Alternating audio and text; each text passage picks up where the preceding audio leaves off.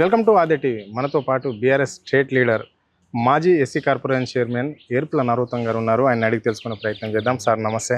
నమస్కారం అండి. బాగున్నారా? బాగున్నాం సార్ చెప్పండి, ఈ రాష్ట్ర ముఖ్యమంత్రి మాట్లాడితే ఇష్టానుసారంగా బీఆర్ఎస్ నాయకులను టార్గెట్ చేస్తూ మాట్లాడినట్లనే అనిపిస్తుంది, మాట్లాడుతుండు కూడా.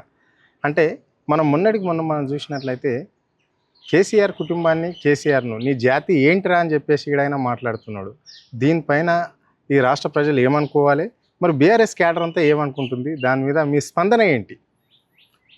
దీంట్లో ఏదైతే రేవంత్ రెడ్డి గారిని తీసుకుంటే, రేవంత్ రెడ్డి గారికి తీసుకుంటే ఏంటంటే ఆయనకు రాజకీయ అవగాహన లేదని ఒకటి అనిపిస్తుంది. ఆ తర్వాత తీసుకుంటే ఏంటంటే లాంగ్వేజ్ను బట్టి తీసుకుంటే ఏంటంటే ఆయనకు తెలుగు కూడా సరిగా రాదు అని చెప్పేసి ఒక లెక్కలు అనబడుతుంది. ఎంతసేపు గత 2.5 సంవత్సరాల నుంచి అధికారంలోకి వచ్చినప్పటి నుంచి ఏంటంటే కేసీఆర్ బీఆర్ఎస్ పార్టీ అది కనబడుతుంది. కానీ ఆయనకు డెవలప్మెంట్ చేయాలి, రాష్ట్రానికి ఏమన్నా బాగు చేయాలన్న ఆలోచన క్లియర్గా లేదు. ఆయన ఏంటంటే నీ జాతి ఏంది అని కేటీఆర్ అడిగాడు కంటే అసలు ఫస్ట్ ఆయన జాతి ఏమున్నది, ఆయన జాతితో ఎక్కడ వచ్చాడు, ఏడికి వచ్చాడు, ఏ జాతికి వెళ్ళి పైకి వచ్చాడు, జాతి గురించి మాట్లాడేంత అవగాహన ఉన్నాడు రేవంత్ రెడ్డి. ఈరోజు నీ జాతి ఏందో ఫస్ట్ నువ్వు చెప్పు. ఎంతసేపు నోరు బరేసుకోవడం కాదు, ఏమన్నా ప్రజలకు మంచి చేసి చూపెట్టాల్సింది ఏంటంటే దాన్ని తీవ్రంగా ఖండిస్తున్నాం. బీఆర్ఎస్ పార్టీ వాళ్ళు ఏంటంటే క్లియర్గా ఈరోజు రేవంత్ రెడ్డిని సరే లేదు, వాళ్ళకి బీఆర్ఎస్ క్యాడర్ మొత్తం ప్రజల పక్షాన ఉంది, దాని కొరకే తిరుగుతున్నట్టు. రైట్. నరోత్తం గారు, మొన్న ముఖ్యమంత్రి కూడా ఒక మాట మాట్లాడడం అనేది అయితే జరిగింది. ఏమని చెప్తున్నాడంటే ఈ రాష్ట్ర ముఖ్యమంత్రి రాబోయే ఎన్నికల్లో బీఆర్ఎస్ పార్టీ గతాన్ని చెప్పుకోవాలి కానీ ఫ్యూచర్ ఎలాంటిది ఉండదు, రాసి పెట్టుకోండి మీడియా మిత్రులలా, 117 గెలవబోతుంది రాష్ట్రంలో కాంగ్రెస్ పార్టీ అని చెప్పేసి చెప్తున్నాడు. అంటే బీఆర్ఎస్ పార్టీకి ఇక్కడ ఎలాంటి అధికారం ఉండదు. సో కేటీఆర్ కావచ్చు, కేటీఆర్ బంధువులే కావచ్చు, ఆయన అల్లుడే కావచ్చు, కొడుకు కావచ్చు, బిడ్డే కావచ్చు, సంథింగ్ మీలాంటి వాళ్ళు ఎవరైతే కేసీఆర్ కుటుంబానికి అనుసంధానంగా ఉండే వాళ్ళని కూడా ప్రతి ఒక్కరిని ఓడగొట్టి తీరుతాం, అది మా లక్ష్యం అని చెప్పేసి కూడా చెప్తున్నాడు. దీన్ని ఎట్లా చూస్తారు మీరు? అదే మాటలకు పరిమితమైతే రేవంత్ రెడ్డితో ఏం చేతనాదు, ఏం 2.5 సంవత్సరాల నుంచి ఏం చేసిండని 117 సీట్లు వస్తాయని చెప్తున్నాడు. అంటే పబ్లిక్ అంతా అవలగాలని దమాకు లేదనుకుంటుండే ఆయన ఏంటంటే ఒర్లి ముఖ్యమంత్రి అయ్యిండు, ఏమి చేయలేక ఏంటంటే ఈరోజు ఇంటికి పోయేది మాత్రం ఎట్టి పరిస్థితుల ఖాయం, రేపు వచ్చేది బీఆర్ఎస్ గవర్నమెంటే, ప్రజలు దాన్ని కోరుకుంటున్నారు క్లియర్.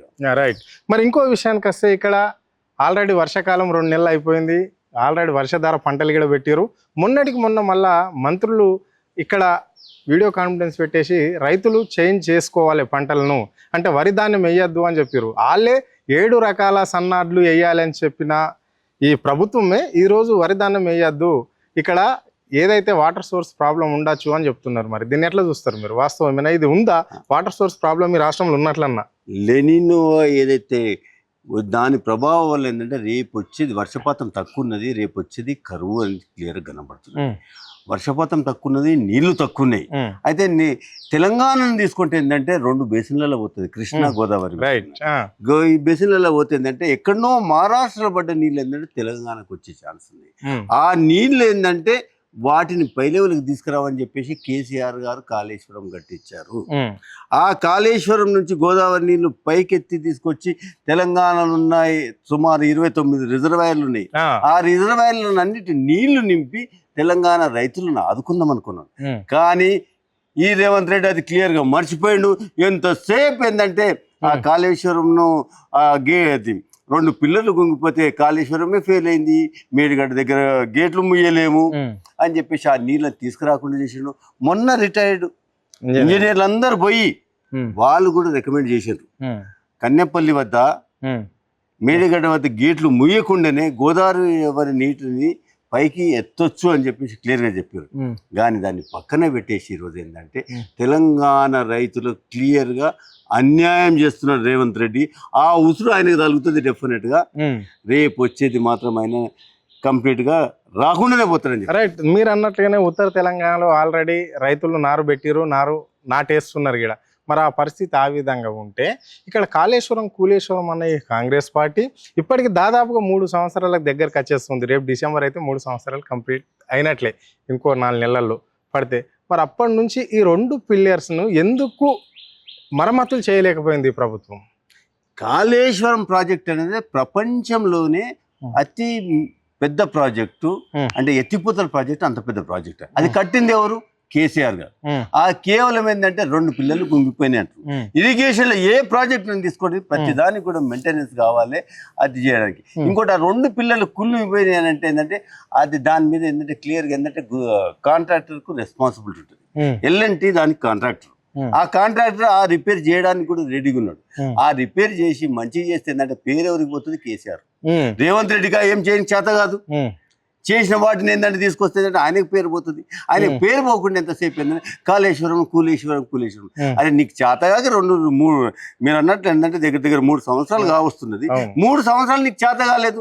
ఒక మినిమం ఏంటంటే 2 పిల్లర్లు మెయింటెనెన్స్ చేసి వాటిని సరైన రీతిలో తీసుకుంటే ఏంటంటే ఈరోజు తెలంగాణ ప్రజలకి రేపు వచ్చే కరోనా ఆదుకునే స్థితి ఉంటుండే. అది మర్చిపోయి ఏంటంటే కేవలం మీకు కావాల్సింది ఏంటంటే రైతులు కాదు, ఎవరు బాగుపడాల్సిన అవసరం లేదు, కేసీఆర్ను బద్నాం చేయాలన్న ఆలోచనతో మరొక విషయంలో దేంట్లో కూడా లేదు. అంటే ఉత్తర తెలంగాణకు మిగిలింది ఏంటి? ఉత్తర తెలంగాణ వల్ల ఏంటంటే కరువే మిగులుతున్నది. తెచ్చిన కరువు ఇది. ఆ కరువును నివారించగలుగుతాము. కానీ ఏంటంటే ఆ నివారించుడు ఆయనకొద్దు. కరువులో ప్రజలు కరువు బాధపడాల్సిన ఇది ఉన్నదని చెప్పేసి రైట్. మరి వాళ్ళు ఒక రైతులకు యూరియా విషయంలో వస్తే ఒక మ్యాప్ కూడా ఇవ్వడం జరిగింది. మరి అదంత వరకు సక్సెస్ అవుతుంది? యూరియా ఆడుందండి. యూరియా ఆ యాప్లలో యూరియానా? అరే రైతులకు అవసరం ఉన్న యూరియా అని చూసుకోవడం. బయట పోతే రైతులు ఏంటంటే ఇది పడుతున్నారు. ఆ యాప్లో అంటే ఒక బస్సు ఇస్తారంట. ఆ ఒక్క బస్సుకి ఏంటంటే యాప్లలో బుక్ చేసుకోవాలి. మొబైల్ ఫోన్లు ఎంతమంది దగ్గర ఉంటాయి? మీ సేవలు కూడా చేసుకోవచ్చు అని చెప్పారు. మీ సేవలు చేసుకోవచ్చు అంటే నువ్వు రైతులకు కావాల్సింది ఎరువు వాళ్ళకి ఇవ్వకుండా ఏంటంటే యాప్లలో తీసుకోవడం అనేది. గతంలో మరి మీ ప్రభుత్వంలో ఎట్లా ఉండే? మీ ప్రభుత్వంలో ఏ విధంగా? మా ప్రభుత్వంలో రైతుకు అవసరం ఉన్నది ఏంటంటే కేవలం ఒక ఫోన్ కాల్తో ఏంటంటే ఆయన ఇంటికి పోయే పరిస్థితి ఉండే. అది ఇప్పుడు పోయింది. రైతుకు ఒక్క ఎకరాకు ఒక 20 రూపాయలు ఇస్తే సరిపోతుందా? అలాంటిది రేవంత్ రెడ్డి తీసుకొచ్చిన తూతూ మంత్రం కింద చేస్తున్నాం. కానీ ఈ ఒక్కటేందంటే రేవంత్ రెడ్డి ప్రభుత్వం కాదు, సెంట్రల్ ఉన్న బీజేపీ ప్రభుత్వం కూడా క్లియర్ గా ఏంటంటే ఆ పాపంలో ఏంటంటే వాళ్ళు కూడా పంచుకోవాల్సి వస్తుంది. రైతులకు ఏంటంటే మినిమం ఎరువు, ఆ ఎరువు కూడా ఈయన చేత రైతు లేదు. 2 రైట్. మీరు అన్నట్లనే బీజేపీ ప్రభుత్వం కూడా పాపం పంచుకుంటుంది అన్నట్లనే నీటి విషయంలో చూస్తే మన విద్యార్థులు ఆ కాక్రోచ్ జనతా పార్టీకి మీలాంటి అన్ని పార్టీలు ఇక్కడ బీఆర్ఎస్ఏ కావచ్చు, కాంగ్రెసే కావచ్చు, ఢిల్లీలో కూడా చేయడం జరిగింది. అన్ని విధాలుగా చేస్తేనే ఈరోజు విద్యాశాఖ మంత్రి, కేంద్ర విద్యాశాఖ మంత్రి కూడా ధర్మేంద్ర రాజీనామా చేయడం జరిగింది. దీని వెనకాల అంటే ఇది గత కొన్ని రోజుల నుంచి నడుస్తుంది. కానీ నిన్న రాజీనామా చేయడానికి ప్రధాన కారణం ఏంటైనా మోడీ సర్కార్ ఎందుకు దిగవలసి వచ్చింది? ఎందుకు దిగింది? అది విద్యార్థి లోకానికి, యువత లోకానికి ఒక గెలిపే కిందనే తీసుకోవాలి. ఎందుకంటే వాళ్ళు చేసిన పోరాటం వల్లనే గత నెల రోజుల నుంచి పోరాటం చేస్తున్నారు. వాళ్ళు డిఫరెంట్ పోరాటం చేస్తేనే ఆ పోరాటాలకు భయపడే ఈ రోజు ఏంటంటే ధర్మేంద్ర ప్రధాన్ రాజీనామా చేసింది. కానీ వీళ్ళు ఎక్కడ కూడా దీంట్లో అదే విధంగా ఏంటంటే రాజీనామా ఈరోజు సెంట్రల్ గవర్నమెంట్ రాజీనామా చేసింది. రాహుల్ గాంధీ ఏదో మొన్న ఏంటంటే దాన్ని రాజకీయ లబ్ధి కొరకు తాను రాజకీయం దాంట్లో ఇది చేసుకుందామని చెప్పేసి ఏదో మోడీ ఇంటికి పోయి మోడీ ఇంటికాడ కూర్చున్నాను. అరే నీకు చేతనైతే జంతర్ మంతర్ దగ్గర పోయి వాళ్ళ దగ్గర కూర్చునేది ఉంటే అది మర్చిపోయినావు. ఇది రాంగ్ మాట్లాడుతున్నారు మీరు. అంటే మీరు చేస్తేనేమో మంచిది అంటే మీ నాయకుడు కూడా చేసిండు కదా. ఇక్కడ వర్కింగ్ ప్రెసిడెంట్ కూడా ఇందిరా పార్క్ దగ్గర భారీ ఎత్తున ఆయన బర్త్డే రోజు ఇక్కడ భారీ ఎత్తున విద్యార్థులతోటి కూడా దాన్ని ఖండించిండు కదా. అక్కడ మద్దతు తెలిపిండు కదా. ఢిల్లీలో ఏ విద్యార్థులు ఏదైతే చేస్తున్నారో దానికి మద్దతుగా చేసిండు కదా. మరి ఇది ఎట్లా అనుకోవాలి? రాహుల్ గాంధీ చేస్తేనేమో రాజకీయ లబ్ధి, మరి మీరు చేస్తే రాజకీయ లబ్ధి తీసుకోకూడదు అని సమస్యలాగా చూడండి. అవును, మా నాయకుడు కేటీఆర్ గారు పోయిండు. ఏడికి పోయిండు? విద్యార్థుల దగ్గర పోయి వాళ్ళకి ఏంటంటే సాంఘీభావం తెలిపిండు. ఈవెన్ దాంట్లో చూసుకుంటే కూడా ఏంటంటే మా ఉన్న పెద్ద మంత్రులు అంతా కూడా వెనక్కి పోయి ఏంటంటే కేవలం విద్యార్థులతో కలిసి ఏంటంటే వాళ్ళకి సాంఘీభావం చెప్పడం జరిగింది. అది ఈరోజు సక్సెస్ అయింది. దానికి విద్యార్థుల ఎఫెక్ట్, మా సపోర్ట్. మేము కంప్లీట్గా ఏంటంటే దాని రాజకీయ లబ్ధి మేము తీసుకోదలుచుకోలేదు. కేటీఆర్ గారు ఏంటంటే గతంలోనే చెప్పిండు రేపు వచ్చే సిచ్యువేషన్ ఇట్లా అయితే అని చెప్పేసి ఆయన క్లియర్ గా చెప్పిండు. అదే విధంగా అయింది అని Right. మేము రాజకీయ లబ్ధి దీంట్లో తీసుకోలేదండి. Hmm. కాంగ్రెస్ ఆ ప్రయత్నం చేసింది కానీ Hmm. అది కూడా కాలేదు. దానికి ఉదాహరణ ఏంటంటే ఈరోజు కాక్రోచ్ పార్టీ ముఖ్య నరేంద్ర మాకు రాజకీయాలతోనే అవసరం లేదు, రైట్ రాహుల్ గాంధీ రాజకీయం తీసుకోవాలనుకుంటున్నా ఆయన కూడా అనడం జరిగింది. రైట్. మరి రాహుల్ గాంధీకి ఆ నిరసనలో బాగా గాయాలు కూడా జరగడం జరిగింది. అది దేశవ్యాప్తంగా కాంగ్రెస్ పార్టీ నాయకులు పార్టీ ఆఫీసుల ముందల ఆందోళనలు, రాస్తారోకలు, సో స్టేట్లోనే బంద్ చేసిన చరిత్ర కూడా మనం చూసినాం మొన్నటికి మొన్న. మరి ఇక్కడ కాంగ్రెస్ ప్రభుత్వమే ఉంది తెలంగాణలో.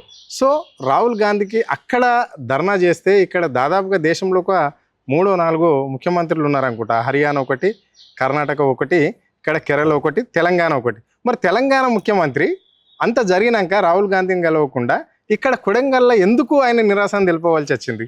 3 ముఖ్యమంత్రులు రాహుల్ గాంధీతో ఉంటే దీని అంటే ఏముంది? రేవంత్ రెడ్డికి నేను గతంలోనే చెప్పాను ఏంటంటే రేవంత్ రెడ్డికి బీజేపీకి కలిసి ఉన్నారు అని అనిపిస్తున్నది.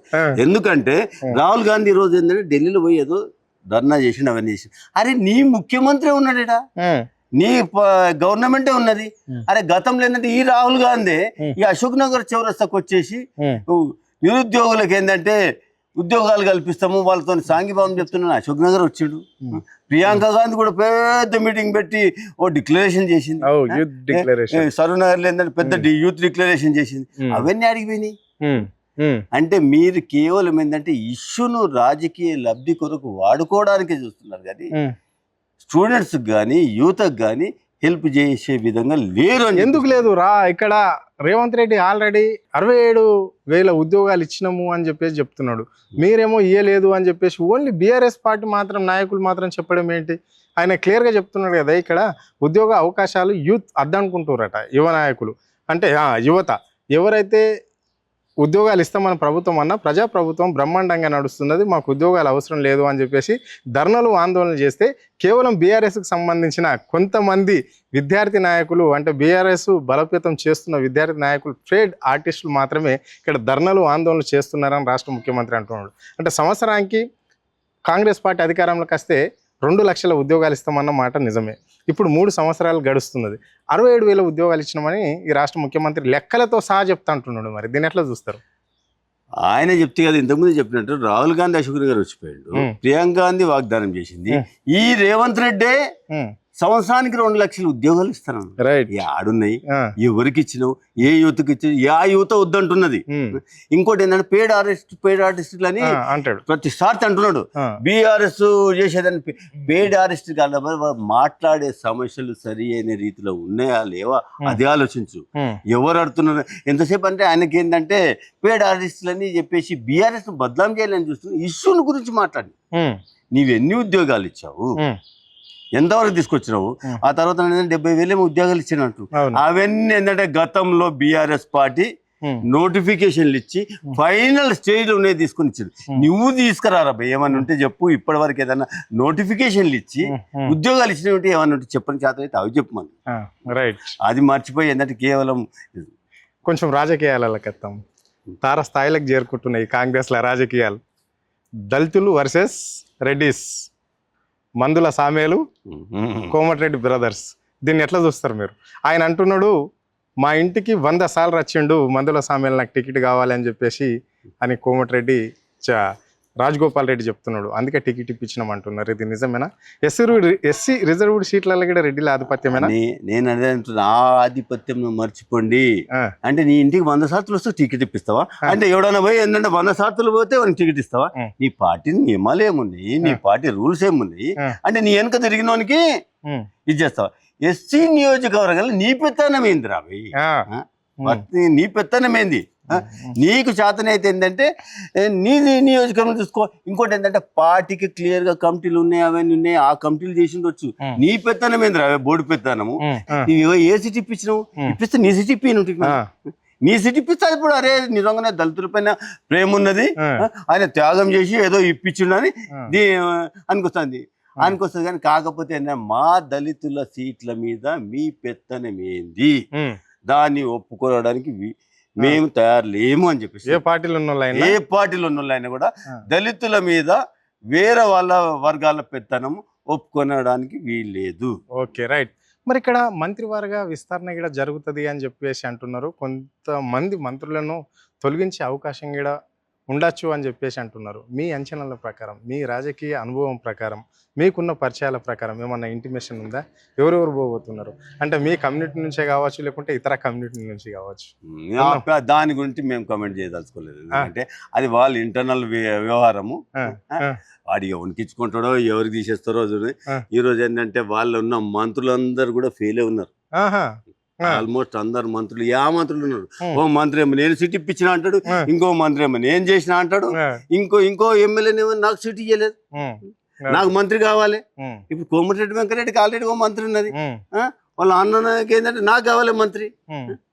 అంటే వీళ్ళకు మంత్రుల మీదనే పార్టీకి ఏంటంటే మంత్రులు ఎవరికి రావాలి ఎవరికి ఇవ్వాలని ఆలోచన, కానీ ప్రజలకు బాగు చేసే ఆలోచన లేదు అని క్లియర్ గా. Okay, right. చెప్పండి, చివరిగా చెప్పండి, మరి మీ ప్రాంతంలో ఉన్న ప్రజల తీరు ఎట్లా ఉంది 6 గ్యారంటీ విషయంలో? మీ మారుమూల ప్రాంతం, కర్ణాటక అటాచ్ ఉన్న ప్రాంతంలో ప్రజలు ఏమనుకుంటున్నారు, ఎట్లా ఉన్నది? మా జైరాబాద్ నియోజకవర్గం కాదు, తెలంగాణ రాష్ట్రం మొత్తం తీసుకుంటే కూడా ఈ రోజు కాంగ్రెస్ ఏదైతే వాగ్దానం ఇచ్చిందో 420 హామీలు ఇచ్చింది, 6 గ్యారంటీలు ఇచ్చింది, అన్నిట్లో కూడా ఫెయిలే కనబడుతున్నది. ప్రజలు దాన్ని అడుగుతున్నారు క్లియర్గా. ప్రజలు అడుగుతున్నారు. నిన్న అంతెందుకండి, నిన్న మా కేటీఆర్ గారి బర్త్డే ఉంటే విత్తదంతులోకి ఏంటంటే చీరలు మంచి ముసలిలో వాళ్ళు వచ్చారు కొంతమంది, వాళ్ళు అడుగుతున్నారు, సార్ మాకేందంటే 4000 పెన్షన్ ఇస్తామన్నది మహానుభావుడు. ఈ రోజు వరకు ఆ పెన్షన్లు కూడా వస్తలేవు సరిగా. అదేంటంటే నెలలు ఏంటంటే 28వ 30వ పెన్షన్లు వస్తున్నాయట. మాకు కనీసం మాకు తిండి పెట్టడానికి కూడా ఒక్కోసారి కష్టమవుతున్నా సార్, మాకు కేసీఆరే రావాలే అని చెప్పేసి వాళ్ళు మహిళలే డైరెక్ట్గా ఏంటంటే వచ్చి వాళ్ళకి పిలవకుండా ఏంటంటే వాళ్ళు వచ్చి చెప్పిపోవడం జరుగుతుంది. కాబట్టి ఏంటంటే ప్రజలలో క్లియర్గా ఏంటంటే వ్యతిరేకత అనేది క్లియర్గా కనబడుతుంది. అంటే కాంగ్రెస్ ప్రభుత్వం ఏవైతే వాగ్దానాలు ఇచ్చిందో ఆ వాగ్దానాలు నెరవేర్చకుండా కేవలం ఏంటంటే కల్లిబొల్లు మాటలు చెప్పేసి అధికారంలోకి వచ్చారు. ఆ అధికారం నిలిచే ఛాన్స్ లేదు అని చెప్పేసి ప్రజల నుంచి బయటపడుతున్నారు. రైట్, చివరిగా చెప్పండి, రాబోయేది జిహెచ్ఎంసీ ఎన్నికలు. సో జిహెచ్ఎంసీ గ్రామాలకు పోతే ఎంపీటీసీ జడ్పీటీసీ ఉంటుంది జిల్లా స్థాయిలో. సో కాంగ్రెస్ బీజేపీ మధ్యలో పోటీ ఉంటుందా? కాంగ్రెస్ బీఆర్ఎస్ మధ్యలో ఉంటుందా? లేకుంటే బీఆర్ఎస్ కాంగ్రెస్ మధ్యలో ఉంటుందా? బీఆర్ఎస్ బీజేపీ మధ్యలో ఉండబోతుందా? రాజకీయ పార్టీలన్నీ మీరు ఎవరి దగ్గర కాదు, ఏంటంటే మా పార్టీ గురించి ఏం చెప్పగలుగుతాం క్లియర్గా ఏంటంటే ఈరోజు అధికారంలో ఉన్న కాంగ్రెస్ పార్టీ కానీ ఇక్కడ రాష్ట్రంలో, అక్కడ సెంటర్లో ఉన్న బీజేపీ కానీ 2 గవర్నమెంట్ కూడా ఫెయిల్ ఉన్నాయి. మేము దాన్ని క్లియర్గా ఏంటంటే ఒక ప్రతిపక్ష హోదా కింద ఏంటంటే ప్రతిదాన్ని ప్రశ్నిస్తున్నాం. అనునిత్యం ఏంటంటే ప్రజలను. కాబట్టి ఏంటంటే మాకు పోటీ ఆ కాంగ్రెస్ అని ఉండని బీజేపీ అని ఉండని మేమైతే దీంట్లో రంగంలో ఉన్నాం. రైట్, ఇప్పుడు వాళ్ళు ఏమని పోతారంటే కాంగ్రెస్ వాళ్ళు 6 గ్యారంటీలు రాష్ట్ర ప్రభుత్వం మనది ఉన్నది కాబట్టి మాకు ఓటు వేయాలి, ఇంకా అభివృద్ధి చేస్తాం, హైదరాబాద్లో ఇందిరమ్మ ఇండ్లు దాదాపుగా 1,00,000 మంజూరు చేస్తున్నాం కాబట్టి 1,00,000 ఇండ్లు ఇవ్వాలని ప్రభుత్వం పూనుకున్నది అని చెప్పేసి ఇక్కడ చెప్తారు. గత గ్రామాలలో అయితే ఆల్రెడీ ఇందిరమ్మ ఇండ్ల పనులు నడుస్తున్నాయి, 6 గ్యారంటీలు ఇస్తున్నామని చెప్పేసి అట్లా పోతారు. బీజేపీ వాళ్ళు నరేంద్ర మోడీ పిఎం కిసాన్ వేస్తున్నాడు, సో నరేంద్ర మోడీ బడ్జెటే సగం ఈ రాష్ట్రానికి తీసుకొస్తున్నాం కాబట్టి, సెంట్రల్ గవర్నమెంట్ బడ్జెట్ తీసుకొస్తున్నాం కాబట్టి అని చెప్పేసి వాళ్ళు పోతారు. మరి బీఆర్ఎస్ పార్టీ ఏ ఏజెండా తోటి ఎన్నికలకు పోబోతుంది? బీఆర్ఎస్కి ఎజెండా కొత్తగా అవసరం లేదు. ఎందుకంటే కాంగ్రెస్ ఏదైతే మీరు అన్నట్టు ఏంటంటే ఇల్లు కట్టిస్తాము అవే అని అన్నారు. ఆడిన్లు ఉన్నాయి, 1,00,000 ఇల్లు ఇప్పుడు హైదరాబాద్ ఇస్తామంటున్నారు. ఆ 1,00,000 ఇల్లు ఆడగట్టిరు. గతంలో కేసీఆర్ కట్టిన ఇళ్లలోనే ఇప్పటి వరకు ఏంటంటే ఖాళీలు ఉన్నాయి. దగ్గర 3 సంవత్సరాలు కావస్తున్నది. 3 సంవత్సరాలలో వీళ్ళకి ఇక్కడ హైదరాబాద్ లో జిహెచ్ఎంసీలు కానీ ఎక్కడ ఇల్లు కట్టిన దాఖలు అయితే ఏడగొడ్డు లేవు. ఆ పాత ఇళ్ళకే మళ్ళీ కొత్త రంగు వేసి ఇవ్వాలని చూస్తున్నారు కానీ కొత్త ఏం చేయలేదు. ఆ తర్వాత ఇంకోటి ఏంటంటే జిహెచ్ఎంసీ ఎన్నికలు వస్తున్నాయి. జిహెచ్ఎంసీ ఎన్నికలు ఏంటంటే ఓటర్లు చాలా విఘ్నులు. వాళ్ళకి క్లియర్గా ఏం చేసిండ్రు, గవర్నమెంట్ ఏం చేయలేదని చెప్పేసి క్లియర్గా కనబడుతుంది. కాబట్టి ఏంటంటే వాళ్ళ ఫెయిల్యూర్సే రేపు బీఆర్ఎస్కు ప్లస్ పాయింట్ అవుతాయి. అంటే బీజేపీ పోటే కాదంటారు. బీజేపీ ఇక్కడ బీజేపీ చెప్తున్నారు కదా, వాళ్ళు కూడా ఏంటంటే వాళ్ళు ఏం చేసిండ్రు, వాళ్ళు కూడా వాగ్దానాలు ఇచ్చారు.